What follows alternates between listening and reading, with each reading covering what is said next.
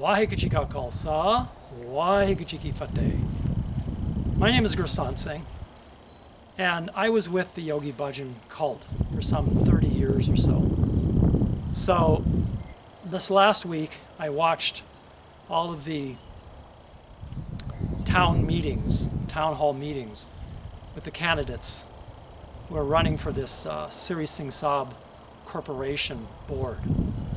Now, I know most of those people. In fact, I actually worked with at least one of them, the Siri Mukta Singh, in this corrupt business that Yogi Bhajan set up. It was the toner boiler room operation where Yogi Bhajan instructed us that there was no karma on the telephone, and at the least, it was a very gray business. We were taught to call up and use fake names and sell these products at highly inflated prices to school districts and doctors' offices and businesses like that. So I know this Siri Mukta Singh is corrupt. And it appears that he is the one who is orchestrating the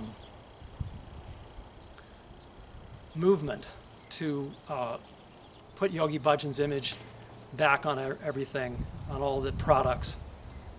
Siri Mukta Singh, from what I listened to in his town hall meetings, was the one who was campaigning and canvassing a lot of these new students to get them involved, the students from China, who really don't know the truth about Yogi Bhajan and about these corrupt individuals who are trying to enable and bring back Yogi Bhajan's corrupt teachings. So from what I gather in this town hall meeting, Siri Mukta was calling all of these new yoga students in foreign countries. He was bragging about the fact that he was meeting all of these new so-called yoga students. And again, they don't know English very well, most of them, and they haven't been able, I don't think, to digest the gravity of these Yogi Bhajan abuses and the corruption of Yogi Bhajan. And so Siri Mukta Singh is one of these old boy candidates. I believe he's probably in his 70s now, along with about 8 or so of these other candidates who are all male, all white, and they're doing anything they can to try to establish this image of Yogi Bhajan as being this master of this so-called Kundalini and Tantric yoga. Now let's talk a little bit about this so-called Kundalini and Tantric yoga. All the candidates talked about how great it is and how great these teachings of Yogi Bhajan are. So, and some of them want to get rid of Yogi Bhajan's image, they want to get rid of his name out of this. It's impossible to separate the teachings of Yogi Bhajan from his image and from his name. He is the teachings. He made most of this up, or at least he took bits and pieces from other practices and put them together. And then the important point is that he mixed Gurbani, the Sikh sacred religious texts and writings of the Sikh gurus and other saints and sages. He mixed that with this Tantric and Kundalini yoga, and he did what's called Kachabani. He cut the bani, which is complete sacrilege. None of these candidates talked about that. There is a great book, which was a real eye-opener for me, that I read in 2009, which is called Sikhism and Tantric Yoga by a Dr. Trilochan Singh. He's a Sikh scholar. And he spent months with Yogi Bhajan in 1977. And he revealed just how Yogi Bhajan was cutting and mistranslating the Bani, the Gurbani, It's complete sacrilege. And Dr. Trilochan Singh predicted in 1977 in this book, he said, if this continues, it will lead to the complete debauchery of 3HO and of Yogi Bhajan's organizations. And now we're seeing that come to fruition. All of these organizations are in complete debauchery now. They're completely infighting. They're completely disorganized. They have no leadership. These elections will result in more infighting. Even if the pro-Yogi Bhajan people take over, which I think they probably will.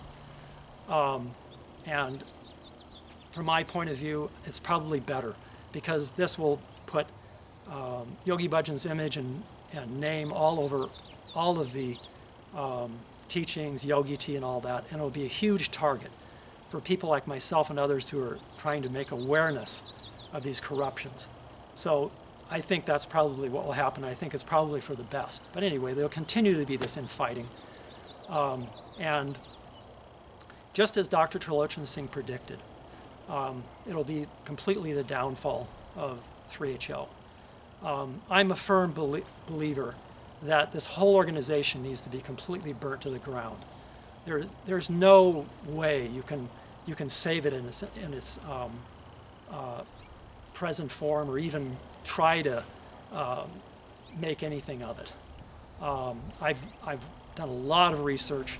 I know that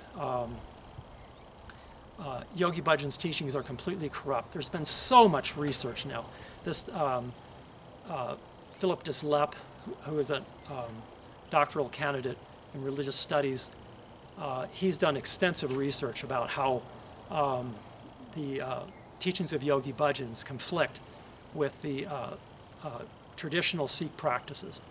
And now that I have actually taken Amit Sanchar from traditional, or what I would call Orthodox Sikhs, now I realize how just corrupt and twisted Yogi Bhajan's teachings are.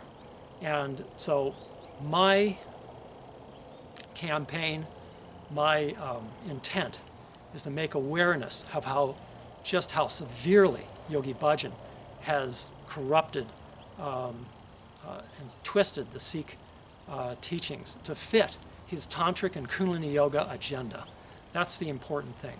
And that's the thing that, like I said, none of these candidates have ever talked about, and they never will, because they're stuck in that belief that this Yogi Bhajan's Kundalini yoga works.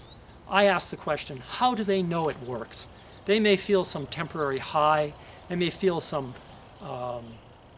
quote, happiness, but how do they know that's really happiness or good for them? They don't know anything.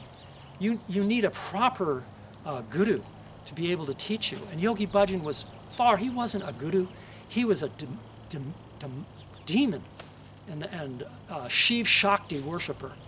And so this is totally the antithesis of Sikhi. So these people have no idea. They're being swallowed and drowning in these debauched practices of Yogi Bhajan. And they just cannot see through that smoke, through that intense smog, if you will, of Yogi Bhajan's teachings. It's really very sad. And I have been trying for the last 10 years to make this viewpoint known. I sent emails out in 2009 to everyone here in the Espanola Sangat, and giving them links to this Dr. Trilochan Singh's book and beseeching them to at least just read it and discuss with me. And you know who wrote back to me? Siri Mukta Singh wrote back to me. And actually, I shouldn't say he didn't write back to me personally. He put a comment in the ashram newsletter here in Espanola, and he said, there is a former student of Yogi Bhajan who is trying to slander Yogi Bhajan. Pay no attention to him. And so this is that Siri Mukta, the same Siri Mukta that is running for office there, the Siri Singh Sabh Corporation. So beware of him and these other ones. There's a whole list of them. There's Siri Mukta Singh, There's Amrit Singh, who's a Mukhiya Jathadar here, so-called Mukhiya Jathadar here. He refuses to take down these tantric images of Yogi Bhajan in the Gurdwara. And I've been protesting out here in front of the Gurdwara almost every Sunday to just make awareness that Yogi Bhajan is corrupt and his pictures should not be in the Gurdwara. It's just complete sacrilege. I have been to hundreds of Gurdwaras all over the world, Sikh Gurdwaras, and no Gurdwara do they ever have pictures or images of their Baba, you know, that are of a Baba, I should say, because Sikhs don't believe in Babas or these fake priests that go around and or these, you know, and there's no such thing as yogis in the Sikh religion. It's just unheard of. And so you will not see any traditional Sikhs running for this SSSC board or even part of Yogi Bhajan's Khalsa Council. It's a complete misnomer to call it a representation of the Khalsa Council, of the Khalsa, because there's no other traditional Sikhs on the Khalsa Council. I am married to a traditional Sikh who's from the Punjab, and when I told her about these tantric and Kundalini Yoga teachings of Yogi Bhajan, she said it's just complete rubbish. It doesn't have anything to do with Sikhi. It's just the antithesis of the Sikh religion. So you will never see any traditionals or Orthodox Sikhs involved in any of this 3HO nonsense or running for any of these elections. And it just bears witness to the fact that his teachings are corrupt, because none of the Orthodox Sikhs are involved. And that just leads into another point that I want to make. I have seen so much racism in 3HO. You'll notice that all of these candidates are all, well, except for the exception of one woman who's running, who is of color. But everybody else is white. They're old, I think 90% of them are over 60 years old. They're all part of this Yogi Bhajan, good old boys group that want to prop up this image of Yogi Bhajan being some great yogi or master. Is ridiculous. These people like Siri Mukta and Amrit Singh, they yearn for that time back when they were just on top of the hill with Yogi Bhajan, and they were just taking advantage of the students and abusing them, and enabling all of these corrupt practices of Yogi Bhajan. People like Siri Mukta Singh and this Amrit Singh and Guru Shabad Singh is another one. Harinam Singh is another one. It is all part of this group. They all yearn for that time when Yogi Bhajan was on top of things and controlling things and manipulating people and manipulating towards his own power, money, and sex. That's what I see is happening here. So I beseech you to look into the real agenda of 3HO and the real agenda of these people who are running for this SSSC board. Like I said, you just don't want to have anything to do with 3HO or this Kundalini Yoga or all this stuff. They charge so much money for all of these things. And not only that, it's just taking you down the wrong path. It's, like I said, completely the antithesis of Sikhi. Just look at the traditional Sikh community. It's growing in leaps and bounds. There's thousands of gurdwaras all over the world now.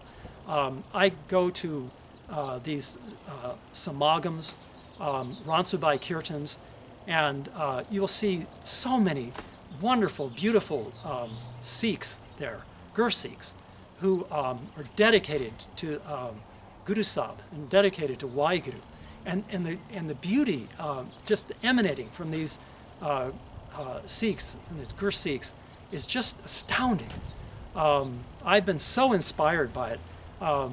My wife and I are now getting up at 2 a.m. in the morning and I take a cold shower, and we participate now in a Cyber Sangat, which is starts at 2 a.m. every morning and goes for about 5 hours. And it's really great. I just feel so uplifted and so full of charity law from all of that. Nothing to compare to what this Kundalini and Tantric yoga gives you. I just speaking from personal experience, I did Yogi Bhajan's Tantric and Kundalini yoga for, like I said, 30 years or so. And I never experienced anything like I experience now with doing this Amrit Vela, as we call it. I think Yogi Bhajan invented this Tantric and Kundalini yoga to draw people into his cult.